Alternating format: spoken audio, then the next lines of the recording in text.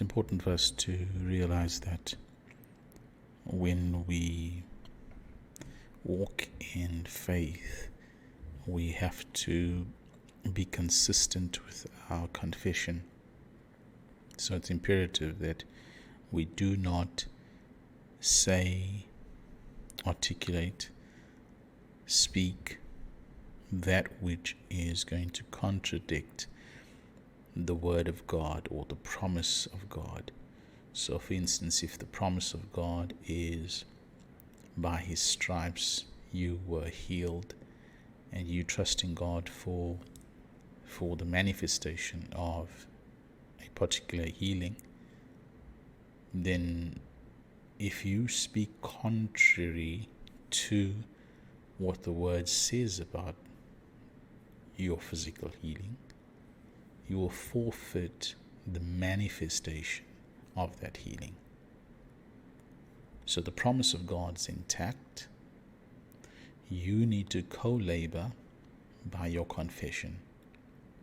So your confession must be configured to what the dictates of the word are.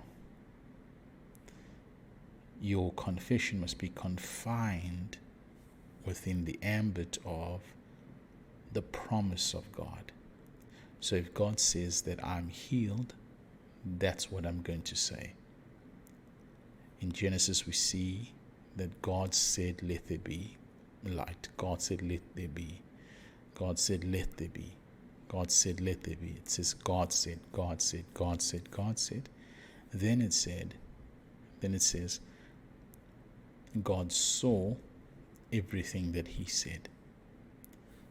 If you continue within your faith confession, you too will see what you are reiterating with regards to what God has already said.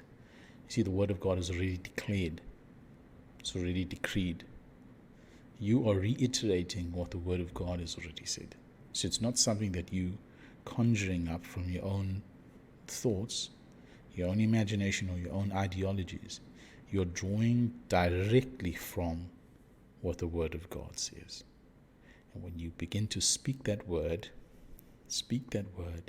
you'll begin to see that word manifested in your life. Keep speaking.